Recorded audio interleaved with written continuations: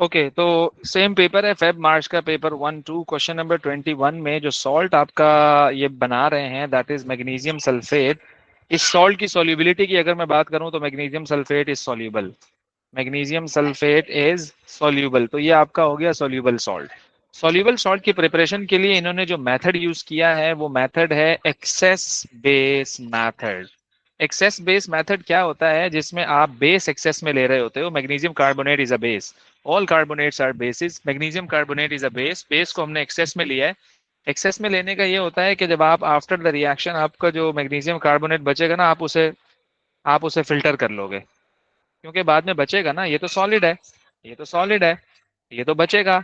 Sulphuric acid, sulphuric acid पूरा का पूरा यूटिलाइज हो जाएगा और magnesium carbonate in the and remaining होगा आपका। जब आप उसको जब आप उसको फिल्टर करोगे, ओके, जब आप उसको फिल्टर करोगे तो फिल्टर कैसे करते हैं हम, ये हमारे पास बीकर होता है, ये उसके ऊपर जो है वो फनल होता है, फनल को हमने अटैच किया हुआ होता है, या आपका रीटॉट स्टैंड होता है, यहाँ से हमने जो है वो क्या किया, यहाँ से हमने उसमें क्या डाला, क्या नाम है अपना, सल्फ्यूरिक एसिड डाला।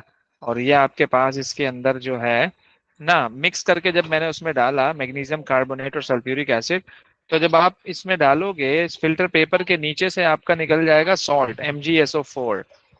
चूंकि मैग्नीशियम कार्बोनेट एक्सेस में था तो फिल्टर पेपर के ऊपर जो बचेगा वो मैग्नीशियम कार्बोनेट बचेगा। जो फिल्टर पेपर पे बचता है ना उसको हम रेजिड्यू कहते हैं। तो वो कह रहा जी। है what is residue remove from the reaction mixture, तो आप बोलोगे magnesium carbonate. So that's why question 21 का आंसर ए इज करेक्ट। इसी तरह से 22 पे अगर आ जाओगे, which trend occurs across the period from sodium to argon. Sodium sodium sodium कौन से ग्रुप का मेंबर है? Sodium is in group 1 and sodium is in the, I think so, sodium is in the second period, third period. Sodium is in the third period. So period की बात हो रही है यहाँ पर। So if you are going across the period, so change from metal to non metal, change from metal to, ये तो बात बिल्कुल सही की है इन्होंने, क्योंकि पीरियोडिक टेबल में लेफ्ट पर मेटल होते हैं, राइट पर नॉन जी। मेटल्स होते हैं। फिर भी देख लेते हैं, आगे भी देख लेते हैं। इंक्रीज इन मेल्टिंग पॉइंट, नहीं नहीं नहीं नहीं नहीं, मेल्टिंग पॉइंट डिक्रीज होना चाहिए, मेल्टिंग पॉइंट डिक्रीज होना चाहिए। क्यों? क्या आप मेटल से नॉन मेटल, मेटल का मेल्टिंग पॉइंट हमेशा ज्यादा होते हैं, नॉन मेटल के कम जी। होते हैं, ये ऑप्शन गलत हो गया। मोर वायलेंट रिएक्शन, मोर नहीं भाई नहीं, ग्रुप 1 के एलिमेंट्स मोर रिएक्टिव होते हैं, they give more violent reaction, they give more explosive reaction. और जैसे जैसे आप राइट हैंड साइड पे जाते जा रहे हो तो रिएक्शन के एक्सप्लोसिव होने की प्रोबेबिलिटी कम होती जा रही है, इसका मतलब लेस रिएक्टिव होता जा रहा है, ये भी गलत हो गया। इंक्रीज इन इलेक्ट्रिकल कंडक्टिविटी, नहीं ना, क्योंकि मेटल्स आर गुड कंडक्टर ना, नॉन मेटल्स आर तो बैड कंडक्टर, क्योंकि if you are going from left to the left to right, so non metal increase हो रहे हैं। जब नॉन मेटल इंक्रीज हो रहे हैं तो उसकी इलेक्ट्रिकल कंडक्टिविटी क्या हो रही है? कम हो रही है। तो मेटल की कंडक्टिविटी ज्यादा होती है, तो ये तो कह रहे हैं कि इंक्रीज हो रही है कंडक्टिविटी, ये भी गलत हो गया। तो मेटल टू नॉन मेटल वाला सही है कि यार चेंज हो रहा है from metal to non metal across the period, तो दिस इज गुड। 23 पर अगर आओगे, which statement about the element bromine is correct. देखो, ये फ्लोरीन है, ये क्लोरीन है, ये ब्रोमीन है, ये आयोडीन है, ग्रुप 7 की बात हो रही है। डाउन द ग्रुप रिएक्टिविटी क्या होती है? कम होती है। डाउन द ग्रुप रिएक्टिविटी क्या होती है? कम होती है। decreases down the group. So it displaces chlorine, it displaces chlorine, यानी ब्रोमीन क्लोरीन को डिस्प्लेस करेगा। How is that possible? Bromine is less reactive than chlorine, तो मतलब कि ए गलत हो गया। बी पर आ जाओ, कह रहा है it has a higher density than chlorine. Density की अगर आप बात करोगे तो down the group, chlorine is a gas, chlorine is a gas, bromine is liquid and iodine is the solid. तो गैसेस की डेंसिटी कम होती है, थोड़ी सी ज्यादा उनसे लिक्विड की डेंसिटी होती है और उनसे भी ज्यादा सॉलिड की डेंसिटी होती है। इसका मतलब ये है कि वो कह रहा है it has a higher density than chlorine. मुझे लग रहा है कि ये सही है, फिर भी हम आगे चेक कर लेते हैं। It is a diatomic metal, metal तो नहीं होता, ये तो नॉन मेटल होता है। इट इज अ ग्रीन जी। Gas at a room temperature, green नहीं होता भाई, ये ऑरेंज रेडिश ब्राउन होता है ये, और लिक्विड होता है ये। Bromine is liquid at the room temperature, वो तो गैस कह रहा है, ये भी गलत हो गया, तो मतलब बी आंसर सही है। Metallic element x has a sir high ये जो डेंसिटी। ग्रुप 7 है ये डेंसर उतर जाता है ना जब नीचे जाते हैं। हाँ हाँ हाँ हाँ, क्योंकि सॉलिडिटी बढ़ती जा रही है ना, जब आप नीचे जा रहे हो तो वो जी गैस से लिक्विड हो रहा है, फिर जी। लिक्विड टू सॉलिड हो रहा है, तो इसलिए metallic element X has a high density. Okay. Which part of the periodic table is X in? High density. High density. तो हाई डेंसिटी किसकी होती है? Obviously high density transition metals की होती है। Obviously high density transition metals की होती है। तो देखो ये नॉलेज है, ये नॉलेज है कि एटलीस्ट आपको पता हो कि पीरियोडिक टेबल में कौन कौन से एलिमेंट्स हैं जिनकी डेंसिटी हाई होती है, जिनके बॉइलिंग पॉइंट्स हाई होते हैं, जिनके मेल्टिंग पॉइंट्स हाई होते हैं। तो मतलब ये है, तो मतलब ऐसे क्वेश्चंस में आपको एज सच टाइम नहीं लगेगा, आपने देखा और आपने टिक कर दिया। Which statement about the uses of metals is correct? Aluminium has a low density and good electrical conductivity, which make it suitable for overhead electrical cables. Make sense कि low density भी है और गुड इलेक्ट्रिकल कंडक्टिविटी भी है, तभी हम उसको as a electrical cable use कर रहे हैं। या like the use is matched. Let's see another one. Aluminium food containers can only be used for a short time because the chemicals in the food react with the aluminium. Aluminium तो less reactive metal होता है यार, वो ये तो कह रहे हैं कि एल्यूमिनियम से रिएक्ट कर जाएगा, मतलब ऐसे तो नहीं हो सकता। नहीं नहीं भाई, नहीं नहीं नहीं नहीं। तो ये जो बात की ना उन्होंने, रिएक्ट विद एल्यूमिनियम, तो लेस रिएक्टिव है। एल्यूमिनियम तो लेस रिएक्टिव है। Electrical wiring made from copper is covered with plastic because copper corrodes. नहीं भाई, क्या हो गया, कॉपर कहाँ से कोरोजन करेगा, कॉपर तो लेस रिएक्टिव है, बल्कि लीस्ट रिएक्टिव है। वो क्यों ऑक्सीजन से रिएक्शन करेगा, वो क्यों मॉइस्चर से रिएक्शन करेगा? No no no no no. इसी तरह से copper is used in the manufacture of aircraft because it has a low density. Copper की डेंसिटी लो नहीं होती, कॉपर तो हाई डेंसिटी होता है। गलत हो गया, ये इस वजह से गलत है। ओके, और ये इस वजह से गलत है, और बी जो है वो इस वजह से गलत है, ए सही है। Okay ji. 26, steel bridges are painted to help stop rust from forming on their surfaces. What causes steel to rust? What causes steel to rust? Steel पे भी रस्टिंग होती है, देख रहे हो तुम, स्टील पे भी रस्टिंग हो जाती है इवन। जी तो जी। अगर आप तो उसको long oxygen and long run water. में, अगर आप उसको, हाँ, oxygen and water, oxygen and water, so means B is correct. A गलत है, ए गलत है। जरूरी नहीं होता कि सनलाइट ही हो। तो अगर वाटर और ऑक्सीजन भी है, एंड ऑब्वियसली वाटर में भी ऑक्सीजन होता है, ऑब्वियसली वाटर में भी ऑक्सीजन होता है। Which two metals are mixed together to make brass? अच्छा, ये भी नॉलेज बेस्ड क्वेश्चन है। There is no concept in this, there is no concept. तो एटलीस्ट अगर आपको पता होगा तो आप टिक कर दोगे। वैसे बाय द वे ब्रास बनता है क्या नाम है, जिंक और कॉपर से। ओके, जिंक और कॉपर से, means D for doctor is correct, means D for doctor is correct. Okay, चलें जी, 28 बताइएगा जरा।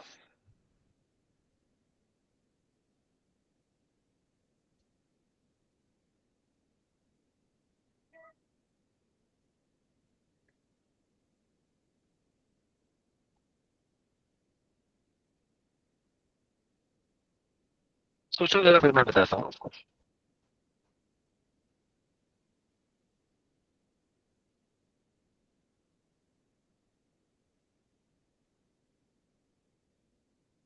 सर इसका आंसर सी है। हाँ जी अब्दुल वहाब, क्या कहते हो, क्या होना चाहिए इसका आंसर?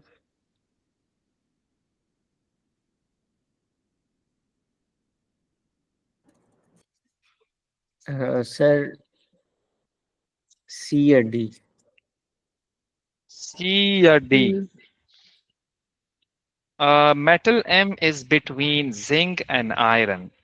खाला नसीमा का मंगेतर अली जैन पप्पू हैदराबाद से कॉपर और सिल्वर लाया।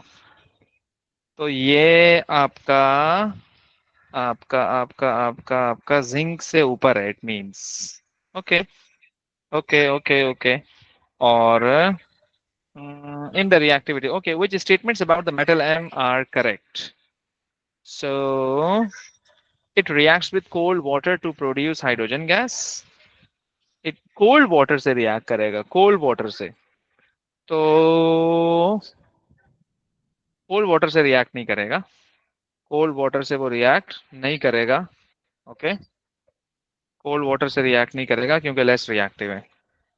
कोल्ड वाटर से रिएक्ट नहीं करेगा क्योंकि वो लेस रिएक्टिव है। ओके, मोर रिएक्टिव अगर होते हैं ना तो वो तो कोल्ड से कर लेते हैं, लेकिन लेस रिएक्टिव कोल्ड से नहीं करते। तो ये गलत हो गया आपका, ये गलत हो गया आपका। ओके, और अच्छा, जिंक और आयरन के बीच में है ना, इट मीन्स के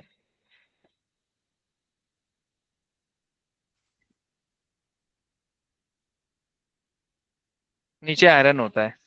तो कहीं नीचे है, ये इस तरफ है ये, यहाँ तक आयरन नहीं है, इसके नीचे आयरन है। ओके, तो इसका मतलब ये है कि ये तो बिलो द रिएक्टिविटी सीरीज है, ये तो लेस रिएक्टिव है, तो फिर कोल्ड से तो नहीं करना चाहिए इसे रिएक्शन। टू देखते हैं, it does not react with cold water but it will react with yes, yes, hydrochloric acid से वो रिएक्शन कर लेगा। और the metal can be obtained from its oxide by heating it strongly with carbon. देखो, जो जो reactive metal होते हैं ना, जो रिएक्टिव मेटल होते हैं ना, उनकी तो हम इलेक्ट्रोलिसिस करवा देते हैं। अगर आपको याद हो, जैसे सोडियम क्लोराइड है, सोडियम को अगर आपने ऑब्टेन करना है तो आपने इसकी इलेक्ट्रोलिसिस करवा देनी है। तो बाकी मेटल को अगर आपने एक्सट्रैक्ट करना है ना, तो हम फिर इसको एक और काम भी करते हैं कि the metal can be obtain from its oxide by heating it strongly with carbon. यानी अगर आप कार्बन का रिएक्शन कराओगे उस मेटल के ऑक्साइड के साथ, उस MO के साथ, मेटल के ऑक्साइड के साथ, और ये मेटल ऑक्साइड जो मेटल है ये जिंक और आयरन के बीच में है, इसका मतलब ये है कि ये लेस रिएक्टिव है। तो लेस रिएक्टिव मेटल के को हम कार्बन से आसानी से क्या कर सकते हैं, ऑब्टेन कर सकते हैं। इलेक्ट्रोलिसिस नहीं होती, इलेक्ट्रोलिसिस तो रिएक्टिव मेटल्स की होती है। इसका मतलब ये भी सही कह रहा है, इसका मतलब ये भी सही कह रहा है। अच्छा, तो इसका मतलब थर्ड स्टेटमेंट भी आपकी क्या है, सही है। फोर्थ देख लेते हैं, the metal oxide can not be reduced using carbon. The metal oxide can not be reduced using carbon, इसका मतलब पता है क्या है, कि ये मेटल ऑक्साइड है, कार्बन से इसका रिएक्शन हुआ, ये कह रहा है नो रिएक्शन। ऊपर वो कह रहा है कि हो रहा है, नीचे वो कह रहा है, क्या चल रहा है भाई। तो फोर्थ स्टेटमेंट गलत है, फोर्थ स्टेटमेंट गलत है। तो only 2 and 3 mean C is जी। Correct. 29. What is the color change when water is added to anhydrous copper sulfate? What's the color change? Anhydrous का कलर क्या होता है? Anhydrous copper sulfate is white. और जब आप उस पर वाटर डालते हो तो it turns into blue. So white to blue. D for doctor is correct. 30. Which statement about the composition of clean dry air is correct? तो ड्राई एयर में ऑक्सीजन की 78% तो नहीं होता ऑक्सीजन, है ना? ये तो गलत है। इट कंटेन्स 20, नहीं भाई, नहीं नहीं नहीं नहीं, नाइट्रोजन तो ज्यादा होता है यार। ड्राई एयर की बात हो रही है वो।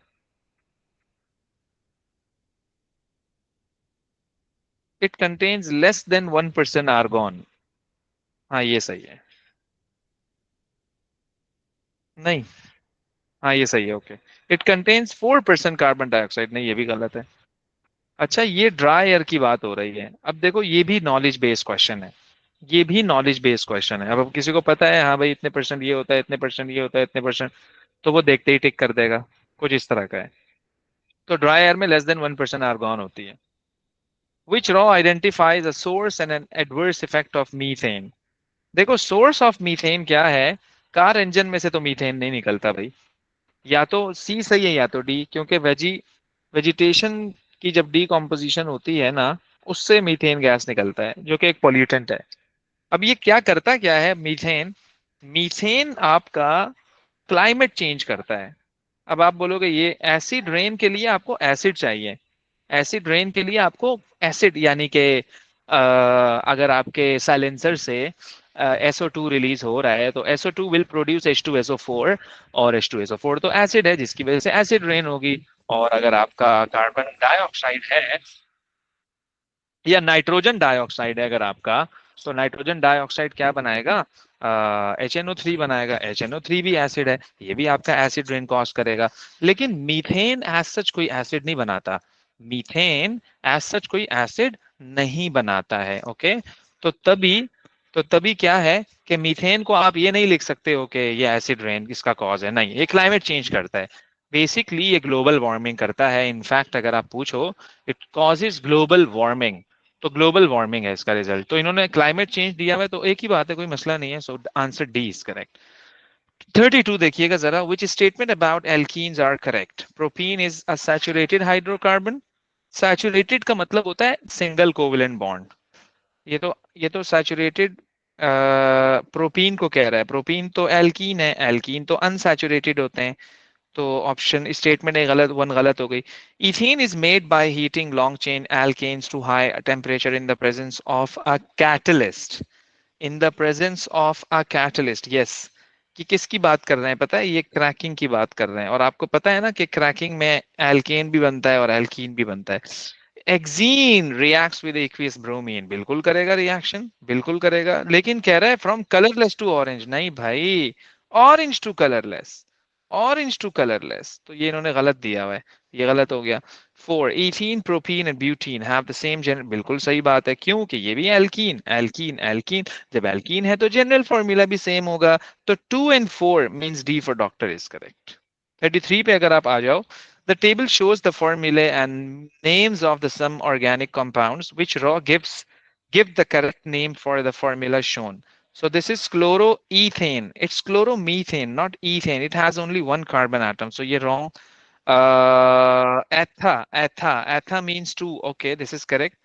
1,2-dibromoethane. Yes, you're good. Calcium methanoate. It's not methanoate. It's ethanoate. It has two. It has four. It has four carbon atoms. So it's butanoate. It's not methane. Methane means one. तो ये एक carbon थोड़ी है, ये तो एक से ज्यादा है। So means it's this is incorrect. So 2 and 3 means C is correct. Simple है। Which gas in the is the main constituent of natural gas? ये तो पता होना चाहिए यार, क्या कहते हो? हम्म? ये तो बड़ा आसान है, बच्चों वाला है ना? क्या आंसर सर है? मीथेन। एग्जैक्टली, नेचुरल गैस का मीथेन। कॉन्स्टेंट मीथेन होता है, यस। ये भी ओके है, मतलब हो जाना चाहिए, वैसे कोई ऐसा सच मुश्किल नहीं है, by the way.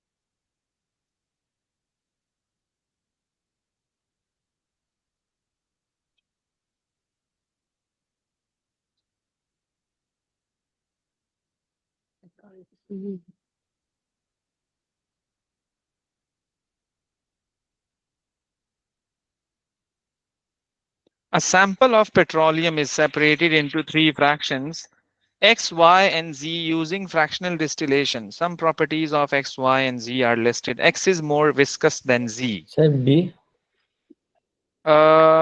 Okay, X is more viscous than Z.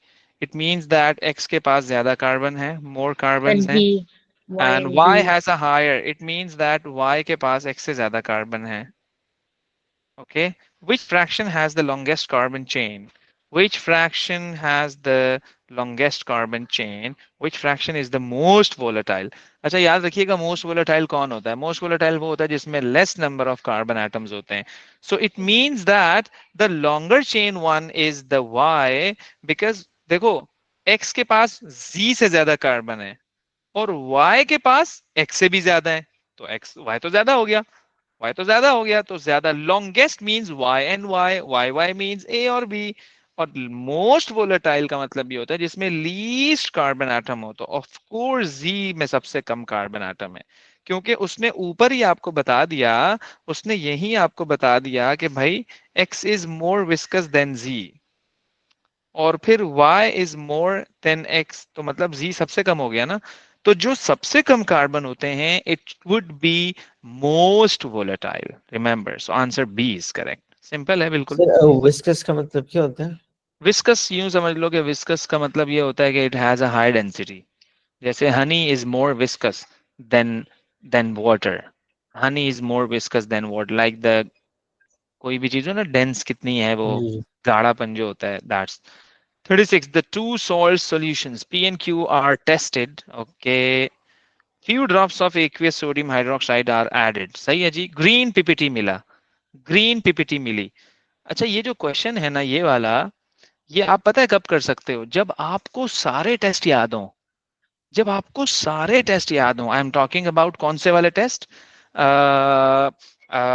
Chemical analysis में इफ यू रिमेंबर हमारे पास डिफरेंट आयोन्स के टेस्ट होते हैं, chromium 3, iron 2, iron 3, oxygen gas, hydrogen gas, popup sound मिला, लाइटेड विद अ स्प्लिंट मिला, और मतलब के तो हर आयन के हमारे पास क्या होते हैं, टेस्ट होते हैं ना, हमने उसमें क्या डाला क्या नहीं डाला, सोडियम हाइड्रोक्साइड डाला, अमोनिया डाला, फ्यू ड्रॉप्स डाला, फिर एक्सेस अमोनिया डाला, ये सारे होते हैं हमारे पास टेस्ट वगैरह। तो इनके बाद इनकी ऑब्जर्वेशंस होती हैं। अगर आपने देखा हो तो प्रॉपर इसका टेबल बना होता है। अगर यही क्वेश्चन एटीपी में आता तो वो तो टेबल गिवन होता है, वहां तो कोई इशू ही नहीं होता। लेकिन जब आप ये वाला पेपर कर रहे होगे इसमें तो आपको नहीं गिवन होता। ओके, तो इसका मतलब क्या है कि अगर आपको ये याद हो कि यार ग्रीन पीपीटी कब आ रही थी, रेड पीपीटी कब आ रही थी, ब्लू पीपीटी कब आ रही थी, तो ये क्वेश्चन करना आपके लिए कोई भी मसला नहीं है।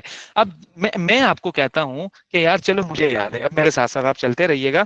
कह रहा है कि फ्यू ड्रॉप्स डाले NaOH के, ग्रीन पीपीटी मिली, और क्यू के साथ रेड ब्राउन। अब मुझे तो याद है, मुझे तो याद है, मैं बोलूंगा यार green PPT, green green green green green, ओ अच्छा, आयरन 2 की बात हो रही है, आयरन 2 की बात हो रही है। अच्छा जी, ओके। रेड ब्राउन, ओ आयरन 3 की बात हो रही है, सही है सही है सही है सही है, ओके।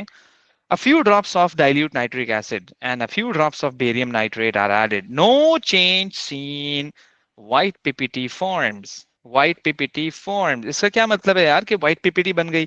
देखो जब आपने बेरियम नाइट्रेट डाला ना, तो अगर उसमें SO4 हुआ तो पता है SO4 बेरियम नाइट्रेट के साथ बेरियम सल्फेट बनाता है, और बेरियम सल्फेट के व्हाइट पीपीटी होती है। अच्छा अब यहां से हमें क्या पता लगा, अच्छा सल्फेट प्रेजेंट है, ओके। तो मतलब अगर व्हाइट पीपीटी आ रही है, मतलब अगर व्हाइट पीपीटी आ रही है, इट मींस के वहां पे तो सल्फेट है। अब इसको छोड़ो तुम, वो सल्फेट कहाँ से आया है, हो सकता है कि कोई हो सकता है कि कोई आयरन सल्फेट हो या कोई भी हो, किसी भी मेटल का भाई मैं सल्फेट चेक कर रहा हूँ, आई डोंट केयर कि वो सल्फेट है तो ये आयरन का ही सल्फेट होगा। तो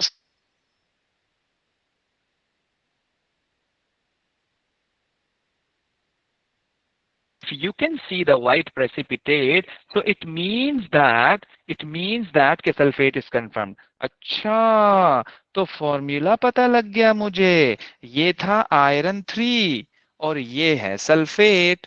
आयरन 3 सल्फेट है ना, रेड ब्राउन से क्या कंफर्म हुआ था, आयरन 3 कंफर्म हुआ था, और ये क्या है सल्फेट। ओके, तो मुझे तो फॉर्मूला पता लग गया आयरन सल्फेट का। तो आयरन 3, आयरन 3, आयरन 3, या तो ये सही है या तो ये सही है, तो गलत है ना, ये तो आयरन 3 क्लोराइड लिखा हुआ है। या तो ए सही है या तो बी सही है, मैं इसको सर देख के ए। कह रहा हूँ, है ना। अच्छा आप देख लेते हैं आगे क्या लिखा हुआ है। डाइल्यूट नाइट्रिक एसिड डाला, few drops of silver, okay, silver nitrate डालने पे इन्होंने व्हाइट पीपीटी दे दी, मतलब सिल्वर क्लोराइड की व्हाइट पीपीटी होती है, तो मतलब ए इज करेक्ट। तो बात वहीं आ जाती है कि अगर किसी बच्चे को ये याद है टेस्ट वगैरह ये सारी चीजें तो वो कर लेगा, अदरवाइज वो नहीं कर पाएगा। इसी तरह से अगर यहाँ पर आप आ जाओ, कह रहा है a small quantity of a solid E is added to a large excess of ethanoic acid. Okay, ethanoic acid is चीकू, एथेनोइक एसिड इज चीकू, इसका रिएक्शन हुआ लार्ज एक्सेस किसके साथ, ई के साथ। कह रहा है no bubbles of gas are seen and that solid dissolves to give a colourless solution. What is solid E, what is solid E. देखो सॉलिड ई किस में डाला इन्होंने, एथेनोइक एसिड में, since we know that ethanoic acid is a weak acid. अच्छा यहाँ बच्चा पूछता है सर आपको कैसे पता लगा ये वीक एसिड है। तो मैं हमेशा बच्चों को कहता हूँ आप स्ट्रॉन्ग एसिड याद कर लो, आपको वीक खुद ब खुद याद हो जाएगा। सर स्ट्रॉन्ग कौन से हैं, HCl, H2SO4, HNO3, ये हैं वीक एसिड और स्ट्रॉन्ग एसिड। और ये जो ethanoic acid, methanoic acid, propanoic acid, butanoic sir वापस एसिड, बता सकते ये हैं जितने स्ट्रॉन्ग भी, वाले? हाँ HCl है, H2SO4 है, HNO3 है, ये स्ट्रॉन्ग एसिड्स हैं। ये स्ट्रॉन्ग एसिड्स हैं। और एक और बात मैं आपको बताऊं, all organic acids are weak acids. All organic acids are weak acids, remember. जितने भी ऑर्गेनिक एसिड्स होते हैं, सारे के सारे क्या होते हैं भाई? वीक एसिड्स होते हैं। अब of course ethanoic acid is a weak acid. क्यों? क्या एथेनोइक एसिड ऑर्गेनिक एसिड है। अब आप ये सोच रहे हो कि यार ये कैसे पता लगेगा कि ये ऑर्गेनिक है?